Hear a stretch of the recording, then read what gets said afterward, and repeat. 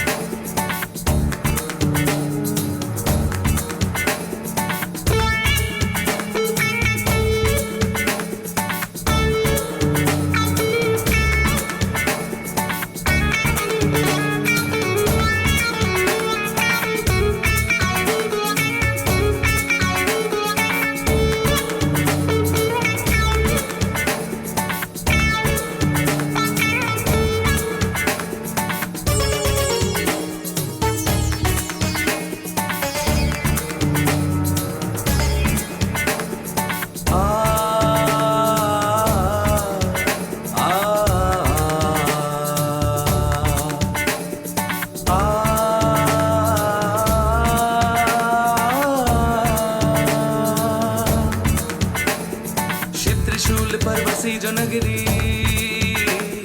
तीन लोक से न्यारी है, ऋषियों की तप भूमि रही है, त्रिदेवों को प्यारी है। चंद्रमौली वृष केतु जहाँ पर करते निश दिन वास है, वो महाकाल का धाम है, वो काशी शिव का धाम है। हर कंकर में शंकर शंभू, हर कंकर में शंकर, हर कंकर में शंकर शंभू, हर कंकर में शंकर। भस्मराज शिव शंकर शंभू, जटाधारी शिव शंकर, भस्मराज शिव शंकर शंभू, जटाधारी शिव शंकर। बूम बूम शिव शंकर शंभू, बूम बूम शिव शंकर, बूम बूम शिव शंकर शंभू, बूम बूम शिव शंकर।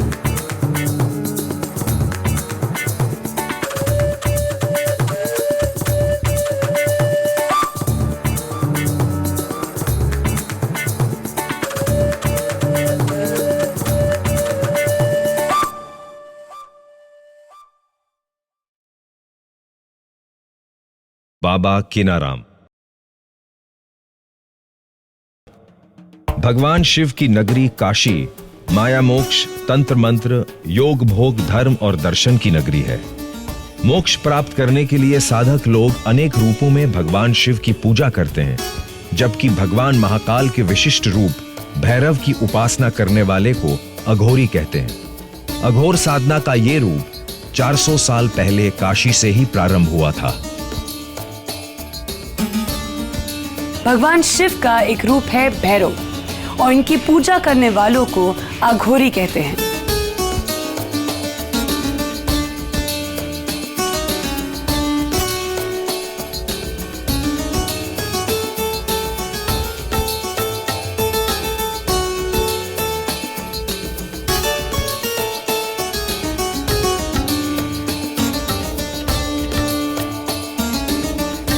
ये शमशानवासी शिव की तरह रहते हैं। मनुष्य की खोपड़ी इनकी तांत्रिक क्रिया में शामिल है।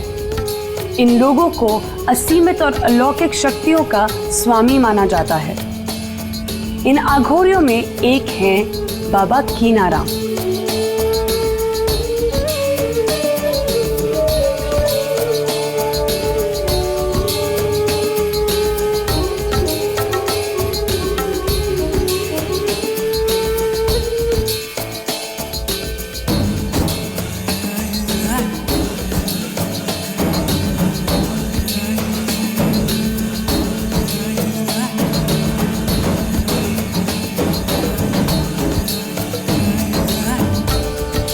सन 1601 में वाराणसी जिले के रामगढ़ गांव में कीनाराम जी का जन्म हुआ था। वे केवल 12 वर्ष की उम्र में घर त्याग अघोरी बनकर भारत भ्रमण पर निकल गए। अघोरियों की कुल देवी मां हींगलाज की प्रेरणा से कीनाराम जी काशी के हरिश्चंद्र घाट पहुंचे। वहां पर उनकी भेंट अघोरियों के आचार्य बाबा कालूराम जी से हुई। बाबा कालूराम जी के साथ कीनाराम जी क्रीकुंड पहुंचे। वहां उन्होंने धूनी रमाई और मां हिंगलाज की कठोर तपस्या की, जिससे उनको रिद्धियां सिद्धियां प्राप्त हुई और उन्होंने काशी के बहुत से प्राणियों का उद्धार किया।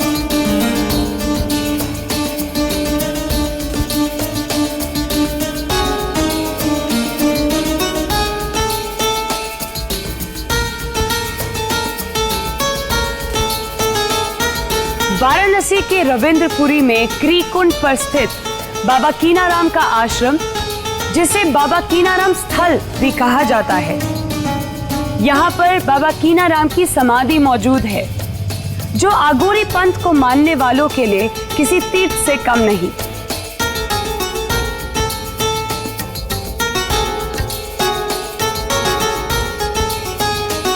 बाबा कीनाराम ने 170 वर्ष की आयु में समाधि ली। अपनी समाधि से पहले बाबा कीनाराम ने कहा था कि इस पीठ की 11वीं गद्दी पर बाल रूप में मैं स्वयं आऊंगा। वर्तमान में बाबा कीनाराम स्थल पर अघोरियों के 11वें पीठाधीश्वर अघोराचार्य बाबा सिद्धार्थ गौतम राम जी विराजमान हैं।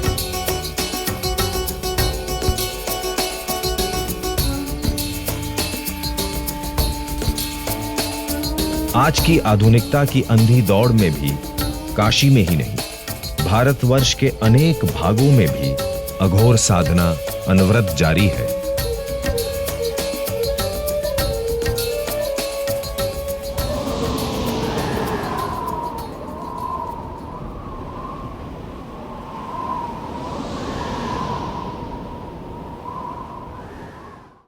संत तुलसीदास।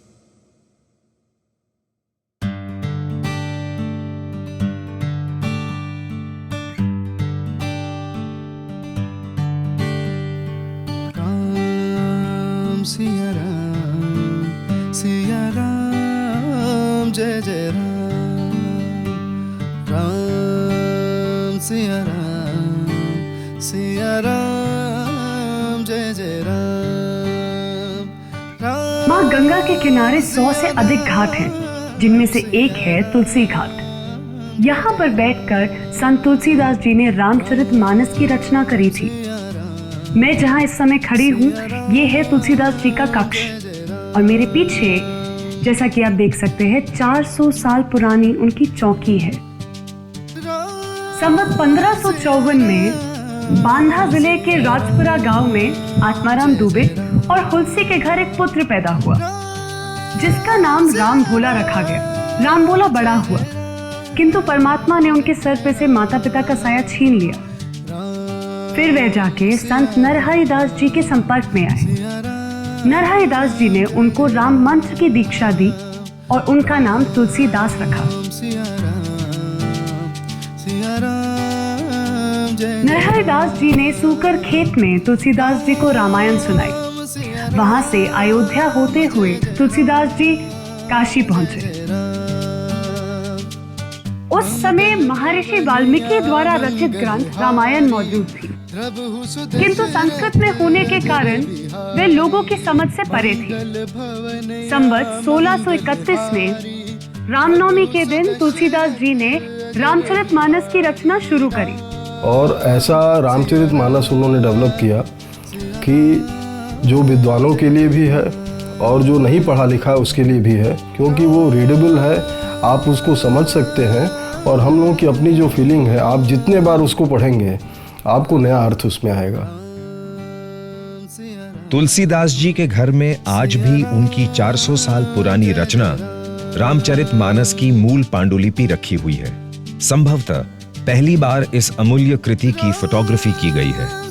काशी में ही संत तुलसीदास भगवान राम की कथा सुनाते थे। हनुमान जी कोढ़ी के वेश में प्रतिदिन राम कथा सुनने आते थे। एक दिन तुलसीदास जी ने हनुमान जी को पहचान लिया और उनके पैरों में जा गिरे। हनुमान जी ने अपने वास्तविक स्वरूप में आकर तुलसीदास जी को दर्शन दिया और उनसे कहा कि वे चित्रकूट जाकर भगवान राम के दर्शन करके आए। कहते हैं बाद में तुलसीदास जी ने चित्रकूट जाकर भगवान श्री राम और लक्ष्मण के दर्शन किए। देखिए, ये प्रचलित कथा उस समय का है और ये स्थान जो आप वहाँ पर देखेंगे शिलापट भी लगा हुआ है। संवत 1680 80 गण के तीर, श्रावण श्यामा तीज शनि तुलसी तजो शरीर। गोस्वामी जी काशी आए तो जरूर, लेकिन कहीं व्यवस्थित रह नहीं पाए, क्योंकि एक नई विचारधारा, एक नई फिलॉसफी के साथ उन्होंने जो काम शुरू किया था, हो सकता उस समय का जो यहाँ डेवलप समाज रहा वो उसको एक्सेप्ट नहीं कर पा रहा था। और यही 80 का ये पोर्शन है, 80 घाट, 80 गंग के तीर और गंगा जी का तट है, यहाँ पर वो एकदम परमानेंटली आके रहे। और रामचरितमानस का जो अंतिम 4 कांड है, किष्किंधा कांड ऑनवर्ड्स, ये पूरा गोस्वामी जी ने यही लिखा है और हनुमान चालीसा का उसका भी प्रणयन यहीं से हुआ है।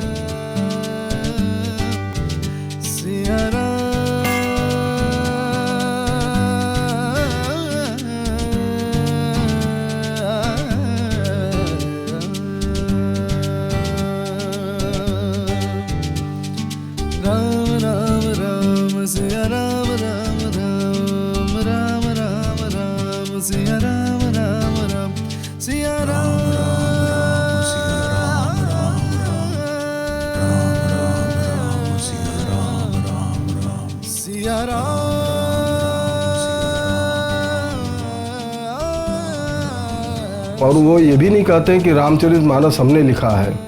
रच महेश निज मानस राखा, पाए सुसमय शिवासन भाग। उन्होंने कहा कि ये भगवान शिव के ये मानस में है, वही चीज़ तो मैं बस लिख रहा हूँ। और देखिए, एक तो हम लोगों का ये मानना है कि वो परंपराएं नहीं चल पाएंगी जो कि मॉडर्न वर्ल्ड से अपने को कनेक्ट नहीं कर पाए। आप अगर कोई इस तरह की परंपरा लेके चल रहे हैं तो आपको सोसाइटी से अपने को कनेक्ट करना चाहिए, सोसाइटी को उसका कुछ लाभ मिलना चाहिए। अगर आप ऐसा नहीं कर पाते हैं तो you will be just set aside. Ram Ram Ram Siya Ram Ram Siya Ram Ram Ram Siya Ram Ram जय जय राम राम राम सिया राम राम सिया राम सिया राम जय जय। संत कबीर दास।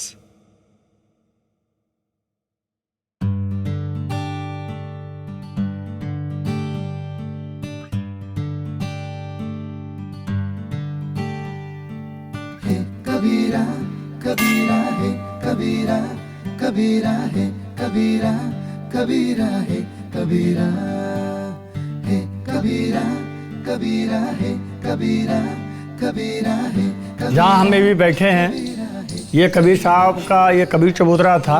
आज पूरी दुनिया में इस स्थान का नाम कबीर चौरा विख्यात है और यहीं पर कबीर साहब ने साधना की और यहीं से इसी स्थल पर बैठ के उन्होंने पूरी दुनिया में अपनी वाणी के, अपने विचारों को फैलाया। और कबीर साहब मध्यकाल में 14वीं 15वीं शताब्दी में थे। कबीरा कबीरा है कबीरा, कबीरा है कबीरा, कबीरा। और इसी जगह पर कबीर साहब ने 15वीं 14वीं शताब्दी में भक्ति आंदोलन चलाया। धीरे सब कुछ होए। यदि मध्यकाल में कबीर और पूरी ये संत परंपरा नहीं होती तो शायद भारतीय संस्कृति की जिसकी बात करते हैं वो हमको देखने को नहीं मिलता। फल होए कबीरा, कबीरा है कबीरा, कबीरा है कबीरा, कबीरा है कबीरा। एक तरफ जात पात का विरोध कर रहे थे, जात पात को तोड़ रहे थे, दूसरी तरफ जिन जातियों को समाज व्यवस्था राज सत्ता ने हीन दृष्टि से करता तो अपनी हीनता को दूर करके अपने को सम्मानित घोषित किया और श्रम करते हुए, मेहनत करते हुए अध्यात्म के शिखर पहुंचकर सारी दुनिया के लोगों से अपना सम्मान प्राप्त कराया। कबीरा है कबीरा, कबीरा है कबीरा। आज भी 600 साल तक जन जन में उनकी वाणी, उनके विचार, उनके दर्शन आज भी मौजूद हैं। उनकी साखियाँ, उनके दोहे, उनकी वाणी आज इतना प्रासंगिक है कि उनके बिना एक दोहे को आप जीवन में उतार लीजिए तो आपका जीवन तर जाएगा। कहे कबीर तब जनिए नाम मिलन की आस है कबीरा कबीरा है कबीरा। पोथी पढ़ी पढ़ी जगमुआ पंडित भया न कोई, ढाई आखर प्रेम का पढ़े सो पंडित हो। हेरत हेरत है सखी रहा कबीर हेराए। कबीर जब इकतारे के धुन पे गाया करते थे तो उनसे प्रभावित होकर ऐसे लोग इस आश्रम के चारों तरफ आकर बस गए। बूंद में सोकत हेरत सब जाए कबीरा कबीरा है। और वो भी गुनगुनाया करते थे, संगीत में नृत्य गायन और वादन के साथ यहाँ एकत्रित हुआ करते थे। तो ऐसा लगता है कि कहीं न कहीं ये सारे कलाकार कबीर से प्रभावित थे। अगर बनारस संगीत घराने की बात की जाए तो सबसे अधिक कलाकार ये जो कबीर चौरा मठ, अब कबीर चौरा मोहल्ले के नाम से भी जाना जाता है, तो इस आश्रम के चारों तरफ बड़े बड़े संगीतकारों का घर है।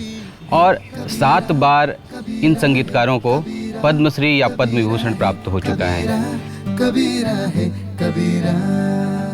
माला फेर तो कहीं न कहीं जो बनारस संगीत घराना है वो कबीर से ही प्रभावित है। माला फेरत जग भया मीठा नमन का फेर, कर का मन का छोड़ दे मन का फेर है कबीरा कबीरा है कबीरा कबीरा है कबीरा कबीरा है कबीरा। कबीर सोई सुरमा मनसू मांडे झूझ, पंच प्यादा पाड़ी ले दूरी करे सब दूज है कबीरा कबीरा है कबीरा कबीरा है कबीरा कबीरा है कबीरा।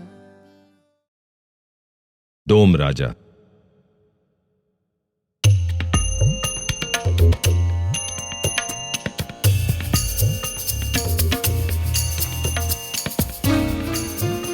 गंगा तट पर बसा हुआ ये डोम राजा का घर है। हिंदुओं के अंतिम संस्कार में डोम का एक महत्वपूर्ण स्थान होता है। वाराणसी के शमशान घाटों पर डोम लोग 5000 वर्षों से मृतकों की अंतिम क्रिया शवदाह करते आए हैं। स्कंद पुराण के अनुसार काशी में जैसा मोक्ष प्राप्त होता है वैसा और कहीं नहीं मिलता। इसीलिए हिंदू लोग काशी के इन शमशान घाटों पर शवों को जलाते हैं।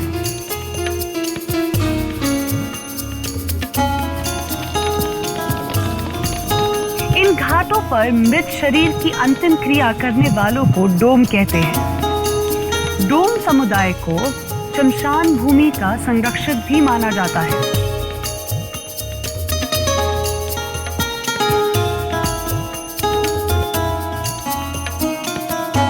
डोम के मुखिया को डोम राजा या चौधरी कहते हैं।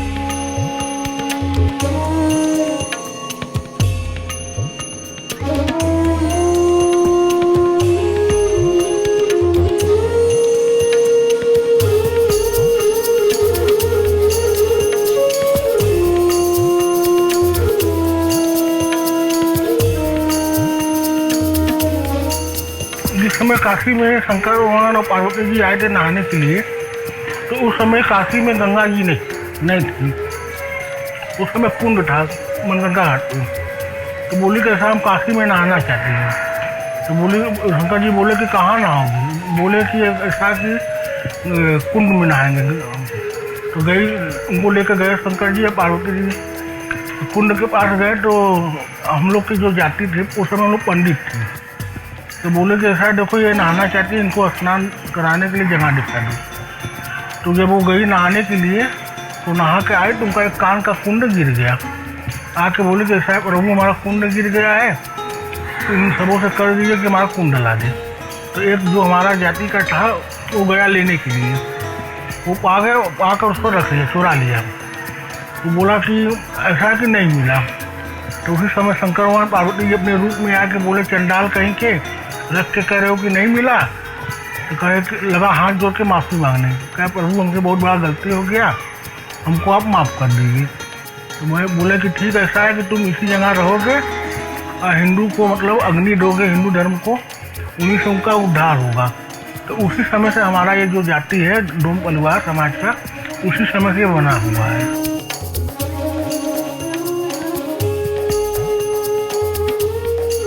भारत में हिंदू लोग जब किसी शव को इन शमशान घाटों पर लाते हैं तो उनकी चिता पर रखी जाने वाली पहली 5 लकड़ियां डोम रखते हैं। उसके बाद मृतक के परिजनों को चिता में जलाने वाली सारी लकड़ी डोम ही उपलब्ध कराते हैं। फिर डोम एक जलती हुई लकड़ी मृतक को जलाने वाले व्यक्ति के हाथ में देते हैं और वह व्यक्ति चिता को मुखाग्नि देता है। कभी चिंता में कोई चीज़ से दुख है तो आप मकान में जाके बैठिएगा तो आपको इतना शांति मिलेगा, इतना सुकून मिलेगा, जैसे लगेगा कि आपका दुख चिंता कोई हर ले, उसी तरह से आपको लगेगा। फिर आप वहाँ से चलेंगे तो फिर जितनी समस्या आपकी थी फिर आपके सर पे आ जाती है।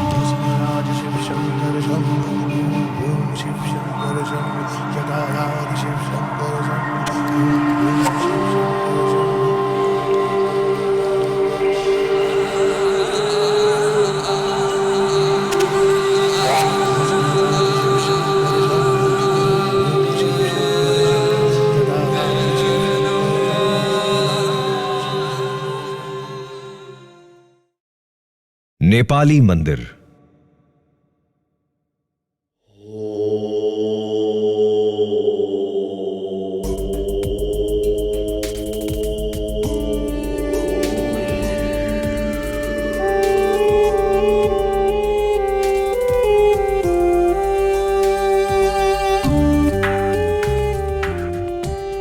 भगवान विश्वनाथ की नगरी काशी में भी है एक पशुपतिनाथ मंदिर।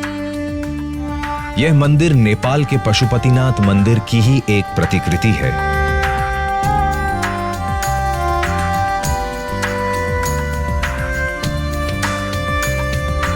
भगवान शिव का यह मंदिर काशी के दूसरे शिव मंदिरों से बिल्कुल अलग है।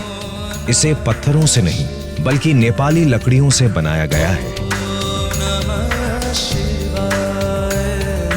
इसलिए इसे काठ वाला मंदिर भी कहते हैं।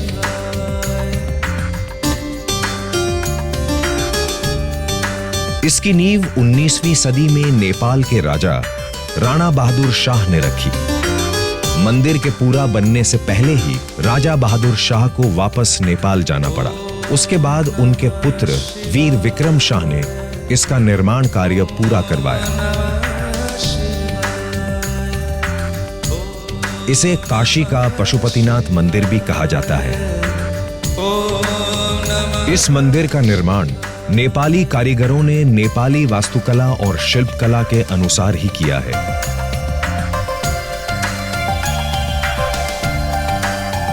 इसलिए इसे नेपाली मंदिर भी कहते हैं।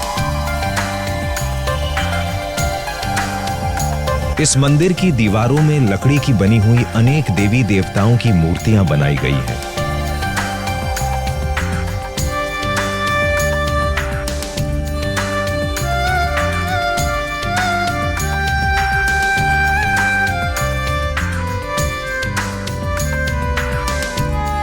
इन मूर्तियों में ऐसी भी मूर्तियां हैं जो खजुराहो के मंदिर की मूर्तियों से बिल्कुल मिलती जुलती है।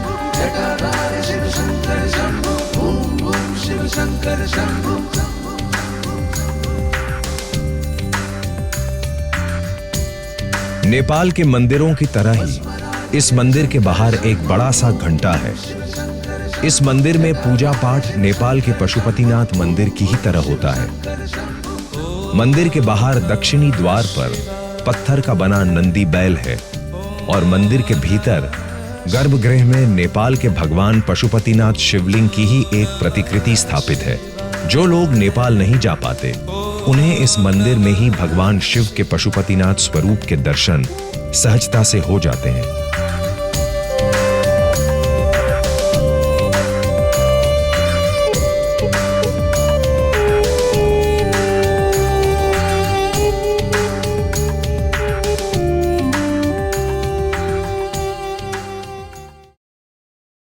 लोलार्क कुंड।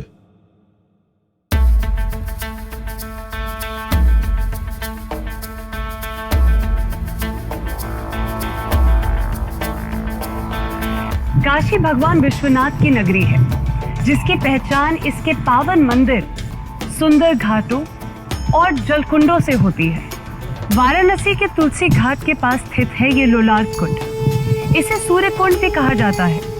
ऐसी मान्यता है कि भगवान सूर्य का प्रथम स्वरूप लोलार्क इसी कुंड में मौजूद है। पुरातत्व के विद्वानों के अनुसार हजारों साल पहले सूर्य जैसा एक उल्का पिंड यहां गिरा था, जिससे इस कुंड का निर्माण हुआ था।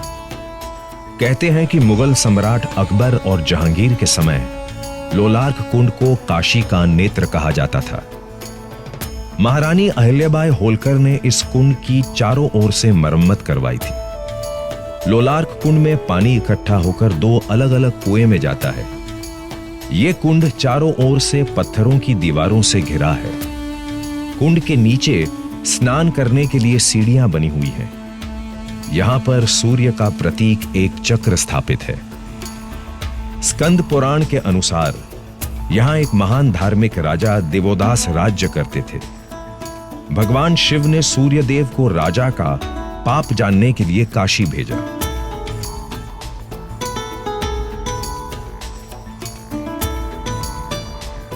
सूर्यदेव कई वर्षों तक काशी की गलियों में भटकते रहे, किंतु उन्होंने राजा देवोदास में कोई पाप नहीं देखा। भगवान सूर्यदेव को काशी नगरी बहुत प्यारी लगी, इसलिए वे स्वयं को 12 अर्क अर्थात 12 सूर्यों में अलग करके काशी में निवास करने लगे। उनमें पहले अर्क अर्थात पहले सूर्य का नाम है लोलार्क। लोलार्क का अर्थ है जहां रहने के लिए अर्क का मन लालायित हो उठा हो। मान्यता है कि लोलार्क कुंड में स्नान करने से निसंतान स्त्रियों को संतान सुख की प्राप्ति होती है।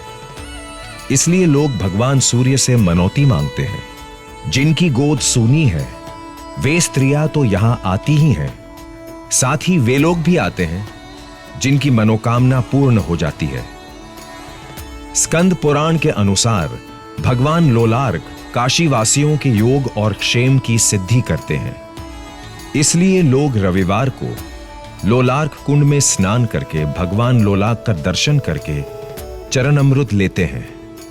लोलार्क कुंड पर हर वर्ष भादो महीने के शुक्ल पक्ष की छठी को एक विशाल मेला लगता है। यह लोलार्क छठ के नाम से जाना जाता है। भगवान सूर्य का पर्व लोलार्क छठ बड़ी श्रद्धा और उत्साह के साथ मनाया जाता है। इस अवसर पर दूर दूर से हजारों लोग यहां आते हैं, अपने बच्चों का मुंडन करवाते हैं, लोलार्क कुंड में स्नान करते हैं, भगवान सूर्य को अर्घ्य देते हैं, फिर लोलाकेश्वर भगवान का पूजन करके उन्हें भोग चढ़ाते हैं।